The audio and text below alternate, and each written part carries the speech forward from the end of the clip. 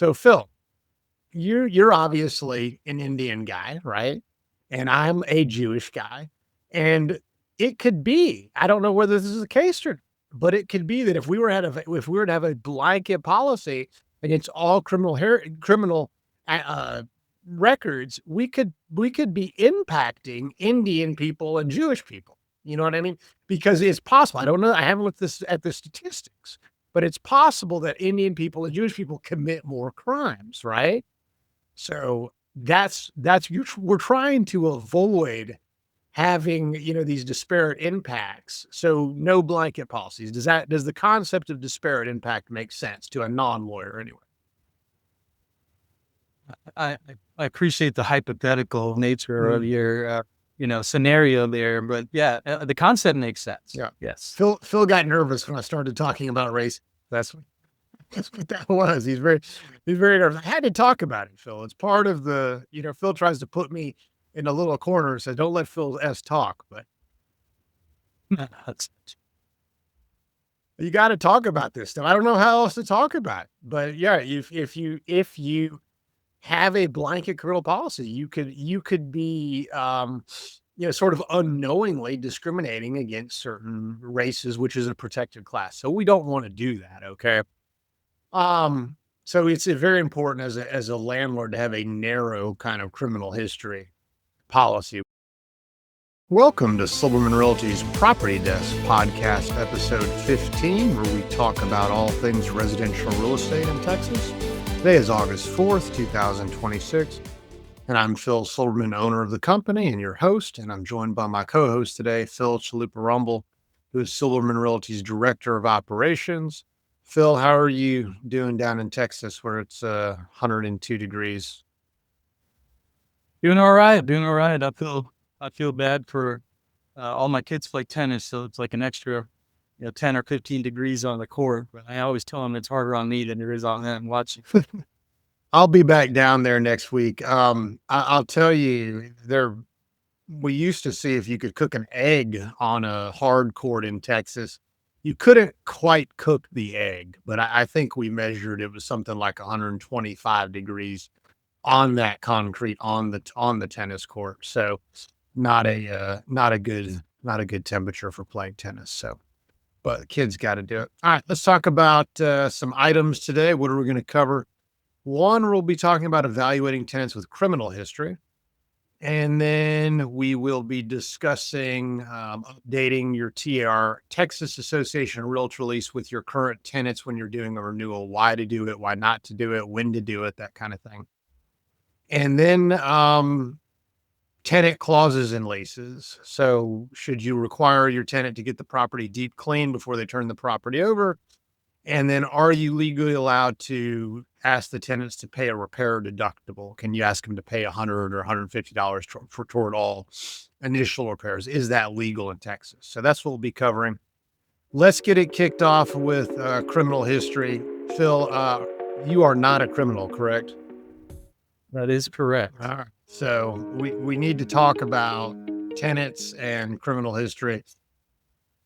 Blanket policies. If can you be a landlord? And Phil has not seen the outline, so he's just walking into this cold. But Phil is a landlord, been in real estate, so I'm actually curious. What he thinks, and you can bias people with the question. So I mean, Phil, do you think it's okay to have a blanket policy that just says, "Hey, we don't accept any criminal history"? Is that permissible as a landlord in Texas? Well, I mean, I can't speak to the legality of it, but personally, I don't find anything wrong with that. I think there's, as a landlord, Mhm. we want to protect our interests and our assets, and at the very least, not be burdened with any kind of criminal activity happening at our properties and things like that. So, Mhm. I wouldn't oppose to that. Yeah, it doesn't bother me either, except and I want to have no criminals at the properties we manage, and there can be liability if you lease to someone that's done terrible things with a criminal history, and then they go and commit a crime. You get sued by the neighbor that was the victim, and say, "Hey, you leased to a known criminal. You were negligent, and you owed me a duty." So it can be a problem. Well, it turns out, and I was surprised by this, it is actually probably a fair housing violation to have a blanket policy saying no criminal history. What we do at Silberman Realty, we'll say, we kind of make it real near like we'll do a 7-year review. And if you've got a conviction within the last 7 years for felonies, for these types of crimes, and then we have these permanent prohibitions. If you've ever, you know, dealt drugs or grown drugs, or you're a terrorist, then, you're out. Okay. Or sex offender, you're out. But you can't have a blanket policy against all criminal behavior. And the reason is, and this was kind of a new one on me until I did the research about a month or two ago. Uh, yeah, the idea is that your blanket criminal policy could have a disparate impact on certain races. So, Phil, you're obviously an Indian guy, right? And I'm a Jewish guy. And it could be, I don't know whether this is the case or not, but it could be that if we were to have a blanket policy against all criminal uh, records, we could be impacting Indian people and Jewish people. You know what I mean? Because it's possible. I don't know. I haven't looked at the statistics, but it's possible that Indian people and Jewish people commit more crimes, right?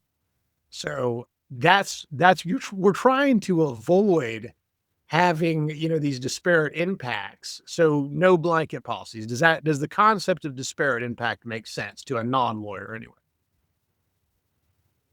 I appreciate the hypothetical nature of Mm. your, scenario there, but yeah, the concept makes sense. Yeah. Yes. Phil got nervous when I started talking about race. That's what that was. He's very nervous. I had to talk about it, Phil. It's part of Phil tries to put me in a little corner and says, don't let Phil S talk, but That's you got to talk about this stuff. I don't know how else to talk about it, but yeah, if you have a blanket criminal policy, you could be, sort of unknowingly discriminating against certain races, which is a protected class. So we don't want to do that. Okay. Um, so it's very important as a landlord to have a narrow kind of criminal history policy, which we do at Silberman Realty. So we're looking out for you. Doesn't mean you can't get sued or get a fair housing complaint, but we're watching out for disparate impact. All right.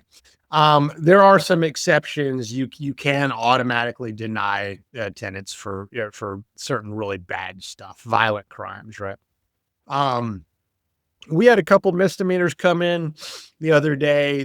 We passed it over to the owner. The owner took the misdemeanors, and so that's pretty common to see misdemeanors of possession of, you know, I don't care, class A, B, C, whatever, low level drugs. I think the guy had come from Colorado or something like that, had some misdemeanors for possession. So I was like, come on, Phil, if you live in Colorado, who doesn't have a misdemeanor for possession of something, right? So, true. yeah. And funnily enough, maybe soon in Texas, I heard they changed the law about possession, THC and marijuana and things like that. So, Mhm. or that year in the future. That's exactly right. We just had a big THC law go into effect where all the stuff that, so Phil, when you would go to your local, your local dispensary right around the corner to get your gummies and everything to help you relax at night, I'm sure you went back and you were like, hey, where's all my usual stuff? Right. And the guy was like, no more. And Phil says, no, I know you got it behind behind the counter, right? And no, you can't. You get in trouble now. So that's Yeah, you got to pay the secret word. right. That's obviously a joke. Phil C is not a user of any type of gummies or THC. I never got a chance to be then before they changed all the law. So I guess he is We missed out. No, we don't. We're not going to do all that. So let's move on to our next question. Why should I update my TAR lease instead of doing a one-page extension form? Been getting this a lot from owners because we are doing these full leases on the renewal. So if you have a current tenant and you want to hit your current tenant with a renewal for another 12 months, they're used to seeing like the one-page extension form. And no, you only want to do that if there haven't been a lot of updates to the law. And when the Texas legislature meets, they often will change the property code and make updates to the landlord tenant section of the property code. And you've got to, you've got to update those leases. So if there's a new lease, you look at the date on that TAR lease, and that's how you know whether you're able to use the one-page extension or not. If the tenant is not in a current lease, you're better off going with the new lease that just came out and asking your tenant to sign a new lease. So what has changed? Major things that changed this legislative session. One is notices to vacate. That's now you can do an electronic notice to vacate. Phil, we used to have to mail those out. So, but you have to have that in the lease. So that's a big thing. Tree trimming. We used to define yard maintenance and require tenants to maintain the yard, which included tree trimming. No more, Phil, because if you're renting a property, we don't want you up in the tree trimming. That's dangerous. You say, "Oh, my landlord required me to get up and if you fall, then the landlord's getting sued." So no more tree trimming. Some other boring stuff or updated in the TR, least definition of security deposits. So always a good idea. We had this question from some landlords to why am I being asked to sign this 20-page lease for whatever, as opposed to just doing the one pager that I'm used to. So, Well, I'll say several years, maybe, I've gotten countless notices from HOAs about trim tree. I've never, ever been able to get tenants to trim the tree. So I guess I was ahead of the curve on that. just send it out there. You didn't go do it yourself. I remember I asked your brother one time. He was telling me about something he did in his yard, and I was like, "Did you do that?" And your brother was like, "You mean with my own hands? Did I do?" And I was like, "Yeah, with no." He acted like I'd asked him something like highly offensive, do you shower? Have you showered in like 20 days? And he was like, "No." I insulted him, but he hired people to do it. So I'm sure your brother hires people to trim his trees as well, but we don't want the tenants trimming trees. So, all right, next question. Now, I'm curious about this one. This is kind of a lawyer. Maybe it's a lawyer. You got to think about it like a lawyer. Should I require tenants to get the property deep cleaned and made ready before they turn it back over? We inherit a lot of leases, and maybe some of even our old leases would have. Okay, tenant, you're obligated to have the property professionally cleaned and made ready prior to turning back over the tenant. What do you think, Phil? Good clause, bad clause? So, It seems like it'd be really hard to enforce that. In my experience, we've always just expected the tenant to try to get the property as close to the shape it was in when they took it. yeah. Which means just don't leave all your trash behind, don't leave your furniture behind, don't leave debris in the yard or things like that. And I would say it's sort of been like 50-50. We're generally in there with a crew removing a house full of trash and junk and so I couldn't. For me, at least in my personal experience, I couldn't imagine trying to enforce them to pay for it. No, your horse sense is correct. In commercial real estate terms, we used to call it. You see the term broom clean. We expect the property to be broom clean. So you'll see your sense is correct. Not the best way. You don't want to require them to get it professionally clean, because then what they do is they'll go and hire a really bad vendor, right? Or they'll cheap out, and then they'll turn it over to you and it's not really clean. And then you've got to clean it anyway. And then you'll try to deduct from the deposit. And they'll say, "What are you talking about? Here's my receipt. I had it clean." So you're giving the tenant a defense, and it's a valid defense. The better way to do it is just to require the tenant to turn the property over in rentable, made ready condition. That way you're not giving the tenant an out. So from a legal standpoint, if the tenant goes and hires some terrible cleaner and you walk the property, it's not rentable, made ready condition. You say, "Look, no, it wasn't rentable, wasn't made ready. Whoever you hired did not do a good job." So that's how we're handling that now in our leases. I think that's the better way. All right. Now here's the last thing I think we're tackling today. What do you think about this one? Can you require tenants to pay the first $100 or $150 of repairs in Texas? A lot of our landlords are big on this. They'll say, "All right, any repair tenant, you pay the first $100. What do you think? Kosher, not kosher? Legal, not legal?" I think it's been in every single contract that, on every single property we've ever rented. how often we've actually been able to be successful in, actually collecting that. I would say very little, and we don't spend a lot of energy trying to do that anyway. We're typically have to get rent paid. Yeah, and at the same time, all the stories about my dad, right? He would, we might push back and say, no, we got to charge him the 100 and 150 every time. And he'll be like, no, this is your property, son. You got to take care of it. You got to send the people to fix it right and keep it in good order. So, we just, go about it that way. We might be spending more time and effort trying to collect that money than it's worth. Yeah, I think that's what we've done at the management company for years as well. It's not something that's really very easily enforceable. Turns out Texas Property Code 92.006 has some very tight restrictions on whether you can require a tenant to do that. And the nuance, here's the nuance, okay? Landlords, under the property code, landlords have to repair all conditions that materially affect the health and safety of an ordinary tenant, okay? That's about every major structural system out there. That's an HVAC system in extreme temperatures, it's plumbing, it's structural damage, water leaks, security. So it's pretty much everything. So if you are a landlord and you say, okay, $100, and you're asking it and the water heater's out, it's technically illegal, buzz, you're out. Okay. But the only thing that I guess technically you could, and legally you could make a tenant pay $100 for is like something cosmetic. But if you're a landlord, what are you really fixing cosmetic anyway? I mean, you're not going to repaint the house for them when the tenant's in the middle of it. You're not going to redo new carpet. So it's sort of one of those things. In theory, I guess it could apply to some situations, but most of the time, what we're repairing for as landlords is going to be, material health and safety. I guess the stove. If the stove is out, you could do that. And doesn't affect, but you could argue, you need to eat, right? So, I'm just hearing my dad's voice. How are they going to eat something? oh my God. Yeah.